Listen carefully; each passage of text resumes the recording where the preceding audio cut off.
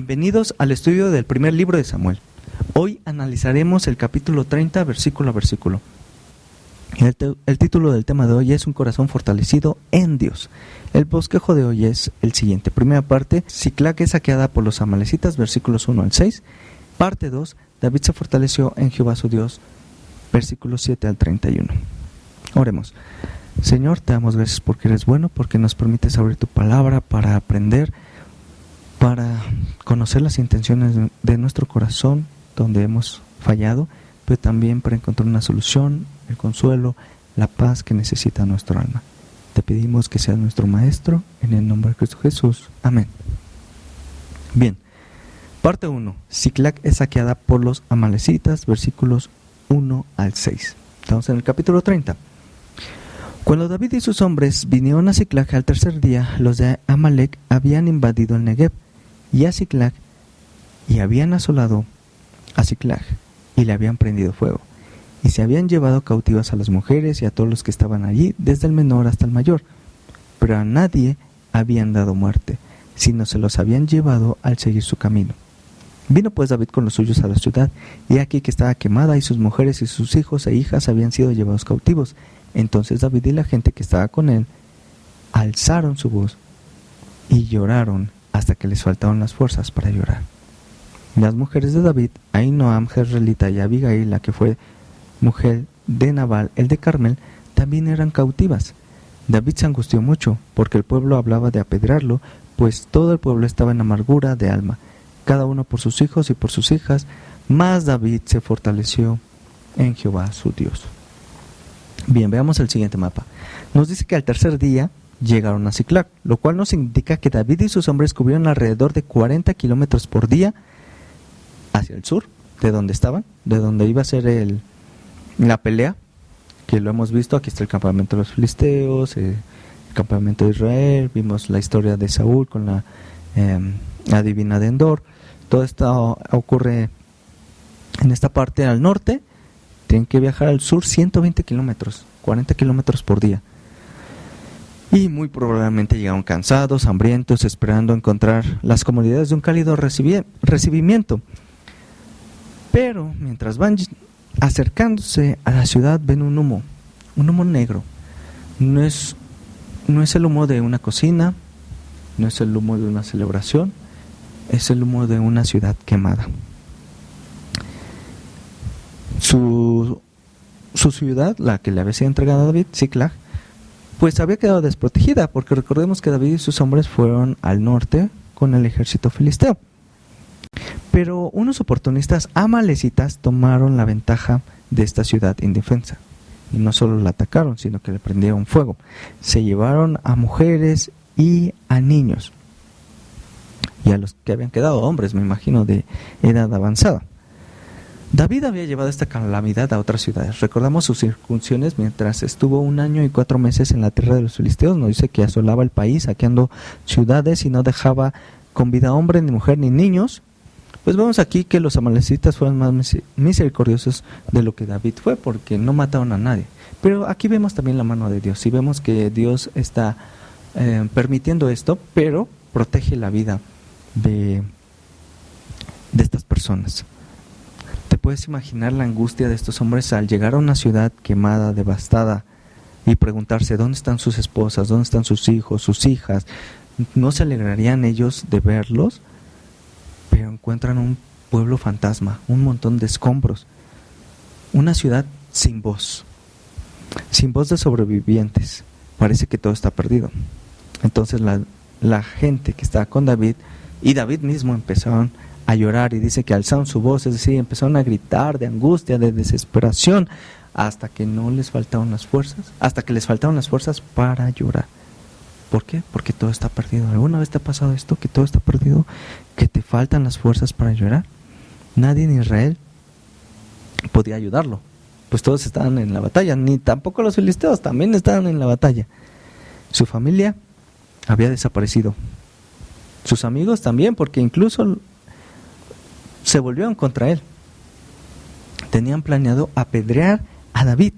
Todo ese apoyo se había ido. Sus posesiones, su riqueza, su familia, sus amigos, todo en lo que David confiaba, estaba perdido, no tenía nada. Y en ese momento, donde no tenía nada, se acordó de Dios, que lo llena todo. Dios es su única fortaleza. Parte 2. David se fortaleció en Jehová su Dios. Vemos a un David descarriado, obstinado. ¿Por qué necesitaría ser fortalecido por Dios? Porque Dios es rico en misericordia, en bondad, en gracia. Y porque David está totalmente quebrado, listo para ser restaurado. Estaba vacío, listo para ser llenado. Antes de esto, David no se veía así. Muy probablemente no se veía como un hombre débil, como un hombre pobre, como un hombre infeliz, sino todo lo contrario. Tenía mucho ganado de todas las incursiones, tenía riquezas del botín de esas incursiones, tenía esposas, hijos, familia, amigos, compañeros. Estaba seguro en sí mismo. Así que Dios tiene que tocarlo. ¿Recuerdas cuando Dios probó a Job?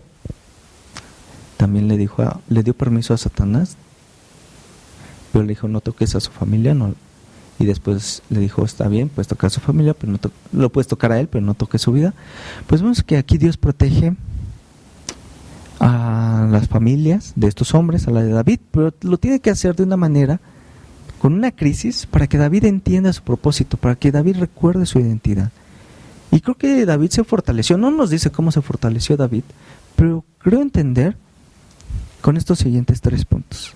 David recordó cómo Dios lo había liberado en el pasado. Esta es una situación terrible, pero Dios lo había salvado en numerosas ocasiones. Lo vimos en la peña de las divisiones, cuando Saúl estuvo a punto de atraparlo, y que Dios obró de una manera milagrosa. Lo vimos en Engadi, lo vimos en el campamento del desierto de Sif. Lo hemos visto en varias ocasiones cómo Dios protegió a David y le dio sustento y provisión. Incluso el profeta le dijo: salte de Moab, vente a Israel. Y Dios protegió a David en la tierra de Israel. Si Dios lo protegió, ¿por qué ahora lo dejaría con esta crisis, en esta situación? David recordó su pasado, el pasado de cómo Dios había obrado para salvarlo, pero también va a tener en cuenta en el presente el amor de Dios. Y este es un punto importante, porque el rechazo acababa de ser rechazado por los filisteos, y si Dios no hubiera permitido este rechazo, pues David no se hubiera enterado de esta situación. Habrían pasado tal vez meses para que regresara a Siclag, y pues no encontraría ya su familia. Olvidemos de las posesiones, sino de la familia. Tal vez ya no estaría, y sería muy difícil encontrarlos. También David podía ver el amor de Dios en esa decisión, en esa situación. Punto número 3, David podía recordar la promesa del futuro. El futuro rey iba a ser David. Dios lo había llamado con ese propósito. Él había sido incluso ungido por el profeta Samuel. Dios tenía un llamado más alto. Lo que dijo David en su corazón, lo que leímos al principio en 1 Samuel 27:1, lo llevó a este desastre. Pero ahora Dios lo va a fortalecer. Es Dios quien lo va a sacar de este desastre. No va a ser David. Y eso es algo muy importante. Va a ser Dios. Vamos a ver versículos 7 al 15. David persigue a los amalecitas. Y dijo David al sacerdote Abiatar, hijo de Ahimelech: yo te ruego que me acerques el ephod. Y Abiatar acercó el ephod a David. Y David consultó a Jehová diciendo: ¿perseguiré a estos merodeadores? ¿Los podré alcanzar? Y él le dijo: síguelos, porque ciertamente los alcanzarás, y de cierto liberarás a los cautivos. Partió pues David, él y los 600 hombres que con él estaban, y llegaron hasta el torrente de Besor, donde se quedaron algunos. Y David siguió adelante con 400 hombres, porque se quedaron atrás 200, que cansados no pudieron pasar el torrente de Besor. Y hallaron en el campo a un hombre egipcio, el cual trajeron a David, y le dieron pan, y comió, y le dieron a beber agua. Le dieron también un pedazo de masa de higos secos, y 2 racimos de pasas. Luego que comió, volvió en él su espíritu, porque no había comido pan ni bebido agua en 3 días y 3 noches. Y le dijo a David: ¿de quién eres tú? ¿Y de dónde eres? Y respondió el joven egipcio: yo soy siervo de una amalecita, y me dejó mi amo hoy hace 3 días porque estaba yo enfermo. Pues hicimos una incursión a la parte del Negev, que es de los cereteos y de Judá, y el Negev de Caleb, y pusimos fuego a Siclag. Y le dijo David, ¿me llevarás tú a esa tropa? Y él dijo, júrame por Dios que no me matarás, ni me entregarás en manos de mi amo, y yo te llevaré a esa gente. Bien, ahora es tiempo de hacer algo, pero con la fortaleza de Dios. Primero David usa esta fortaleza para consultar a Dios. De todo el tiempo que David pasó en el territorio de los filisteos, no vimos que consultara a Dios ni que compusiera algún salmo. Esta es la primera vez que vemos a David después de ese año y 4 meses, de un David descarriado y que había comprometido su moral. Pues ahora vemos que se fortalece en Dios, pero para consultar, para hacer la voluntad de Dios. Y pregunta, ¿los podrá alcanzar? ¿Perseguiré a estos merodeadores? Y Dios le da a David algo que hacer. Le dice, síguelos, y después le da una promesa. Los alcanzarás y de cierto librarás a los cautivos.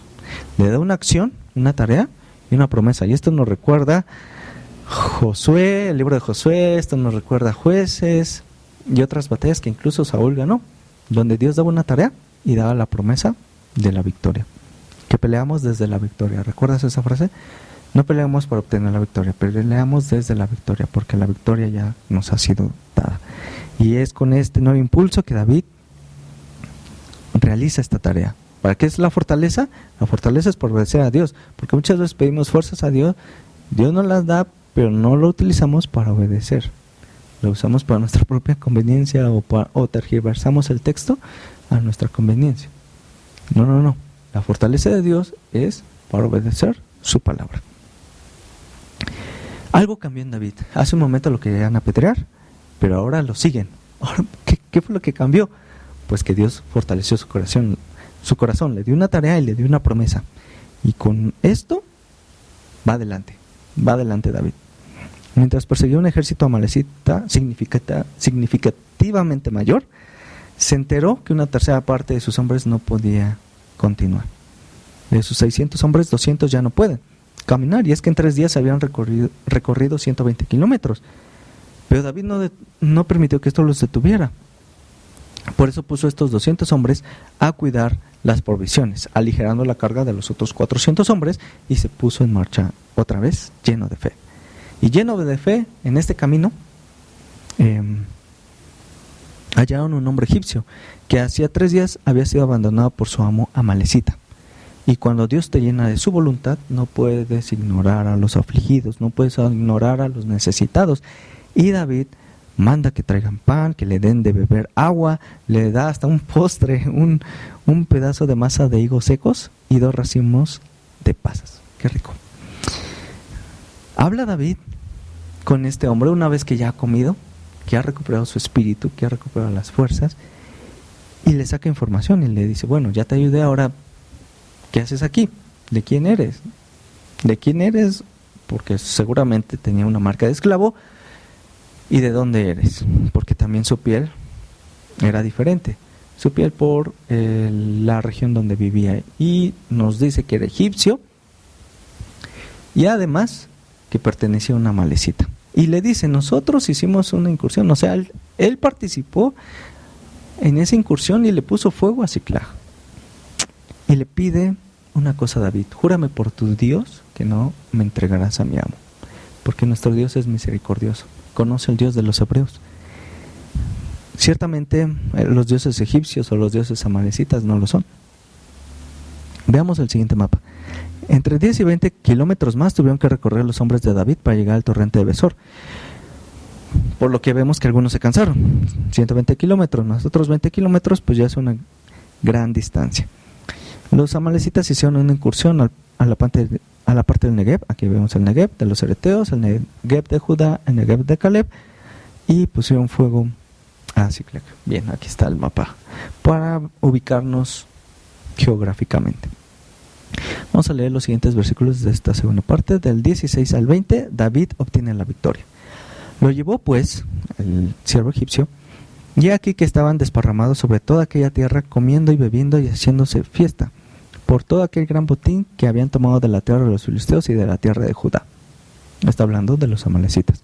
Y los hirió David desde aquella mañana hasta la tarde del día siguiente, y no escapó de ellos ninguno, sino 400 jóvenes que montaron sobre los camellos y huyeron. Y libró David todo lo que los amalecitas habían tomado, y asimismo libertó David a sus 2 mujeres.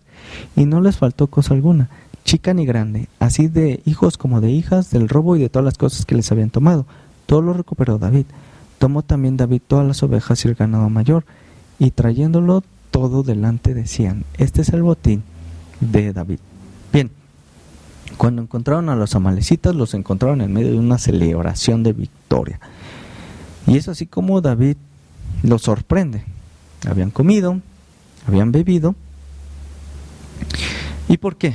Porque ellos, los amalecitas, pensaban que los filisteos y los israelitas estaban muy al norte, 140 kilómetros al norte, preparándose para pelear entre ellos. Por lo tanto, tenían una gran ventaja en tiempo y en número.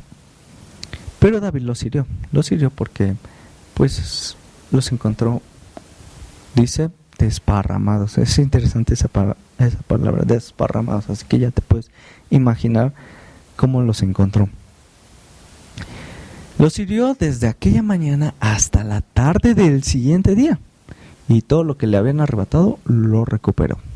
Dios le dio una victoria completa porque se fortaleció su corazón en Dios, porque consultó a Dios, hizo lo que Dios le dijo que hiciera, y porque mostró interés y bondad inesperados para un hombre afligido, necesitado, en este caso el egipcio. La promesa de Dios probó ser verdadera, porque le dijo: síguelos, porque ciertamente los vas a alcanzar y vas a recuperar todo lo perdido. Se cumplió la promesa de Dios. Jehová cumplió sus promesas, pero David tenía que hacer una tarea, y también para que Dios cumpla sus promesas nos da una tarea que hacer. Y se junta todo el botín, todo lo que habían obtenido, y ya le llamaban a esto el botín de David. ¿Y qué va a hacer David con esto? Se reparte el botín. Y vino David a los 200 hombres que habían quedado cansados y no habían podido seguir a David, a los cuales había hecho quedar en el torrente Besor, y ellos salieron a recibir a David y al pueblo que con él estaba. Y cuando David llegó a la gente, le saludó con paz. Entonces todos los malos y perversos de entre los que habían ido con David respondieron y dijeron: ¿por qué no fueron con nosotros? No les daremos del botín que hemos quitado, sino a cada uno y a su mujer y sus hijos, que los tomen y se vayan. Y David dijo: no hagáis eso, hermanos míos, de lo que nos ha dado Jehová, quien nos ha guardado y ha entregado en nuestras manos a los merodeadores que vinieron contra nosotros. ¿Y quién nos escuchará en este caso? Porque conforme a la parte del que desciende a la batalla, así debe de ser la parte del que queda con el bagaje. Me os tocará parte igual. Desde aquel día en adelante fue esto por ley y ordenanza en Israel hasta hoy. Y cuando David llegó a Siclag, envió del botín a los ancianos de Judá, sus amigos, diciendo: he aquí un presente para vosotros del botín de los enemigos de Jehová. Lo envió a los que estaban en Betel, en Ramot de Negev, en Jatir, en Aroer, en Sifmot, en Estemoa, en Racal, en las ciudades de Jerameel, en las ciudades del Ceneo, en Orba, en Corazán, en Atac, en Hebrón, y en todos los lugares donde David había estado con sus hombres. Bien, cuando David se encontraba en la búsqueda rápida de los amalecitas, recordamos que 200 hombres se quedaron en el torrente de Besor, que no pudieron continuar, pero protegieron las provisiones, el bagaje, el equipaje de los otros 400 hombres. David ahora regresa con todo el pueblo, con esposas, niños, niñas, familiares también, y trae todo el botín que le ha quitado a los amalecitas. Y cuando regresa lo saluda con paz. Lo saluda con paz porque en aquel tiempo, pues vamos a ver que había hombres malos y perversos en medio de David. Y es que protestaron, dijeron: ¿cómo a ellos les vas a dar parte del botín? Si nosotros peleamos, ellos se quedaron aquí. Y David ya recuerda su identidad, Dios le recuerda su propósito y establece una ley, como un rey. Una ley que tanto el que cuida el bagaje, el equipaje, las provisiones, como el que sale a la pelea, obtendrán la misma parte del botín. Y es que en este año y 4 meses de no hacer la voluntad de Dios, de hacer su propia voluntad, pues estos hombres también habían endurecido su corazón. Y el grano obtenido al gran botín obtenido en la batalla le llamaban el botín de David, pero David sabe que no es su botín y les dice, miren, Dios nos los ha entregado en nuestras manos, nos ha protegido, nos ha guardado. Es más, los encontramos desparramados, no hubo estrategia militar para derrotar a los amalecitas. Todo fue gracias a que Dios nos condujo. Por lo tanto, el botín es de Jehová, porque nos ha dado esta victoria por pura gracia. ¿Y cómo es que va a repartir este botín? Bueno, pues quiero resaltar algo. Cuando Jehová le dio a David esta gran victoria, David no la vio como su victoria. Es algo muy importante. Cuando Dios le dio la victoria, David no la consideró su victoria, sino la victoria era de Jehová. ¿Y cómo no compartir? ¿Cómo no dar? ¿Cómo no ser generoso o misericordioso? Y David reparte este botín a más de 13 ciudades. Las leímos todas. Algunas no mencionan su nombre, dicen las ciudades y mencionan las regiones del Jerameel, de los Eneos. Pero ¿te puedes imaginar el botín?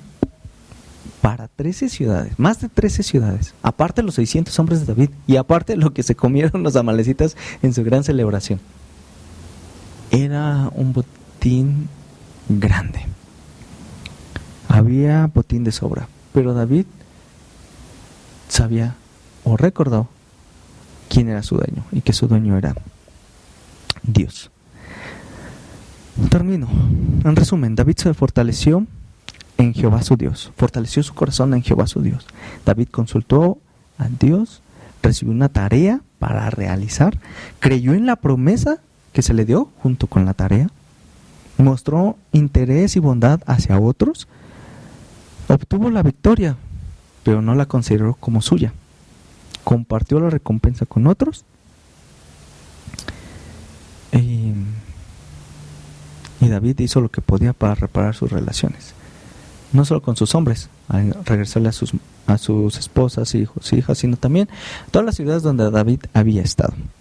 El desánimo lo había llevado muy lejos, pero una vez que fortaleció su corazón en Dios, su Dios, David pudo cumplir su propósito. Estás en crisis, lo has perdido todo, has perdido algún familiar, has perdido tu familia, has perdido la paz de tu corazón. En Cristo hay esperanza. Fortalece tu corazón en Dios. ¿Cómo lo puedo hacer? Como lo vimos en el capítulo pasado, recuerda lo que Dios ha hecho. Recuerda lo que Dios ha hecho. Recuerda tu presente, que Dios te ama, que Dios te ha traído con un propósito. Y recuerda que tenemos un futuro.